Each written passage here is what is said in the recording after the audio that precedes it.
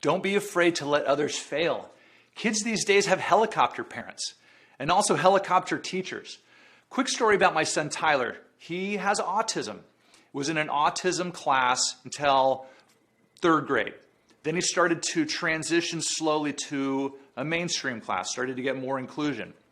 And by the time he was in middle school, was full inclusion with an aide. So an aide went with him to every single one of his class. He kept growing and growing. And by the time he got to high school, my wife came to me one day and said, you know, we probably should think about dropping the aide. I said, are you nuts? Like, you can't do that. You can't take away his aide.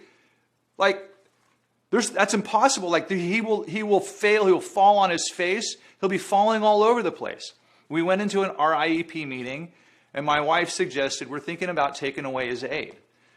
And I think usually that might be something that an educator might suggest, but it came from my wife, and I was really quite surprised. And I was freaking out. Like, I did not want that to happen.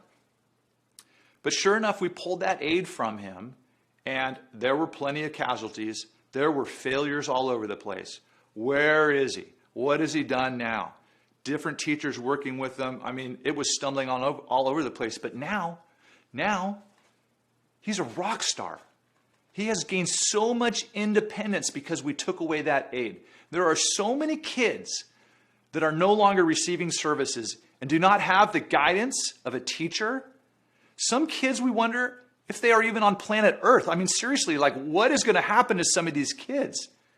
For sure, there's going to be a lot of casualties of this COVID year. For sure. There's no doubt about it. But a lot of kids are going to find huge success and independence through failure and through not being supervised.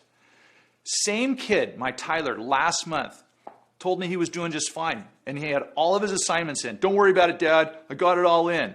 Then one day, I see him and he's banging his head on his desk.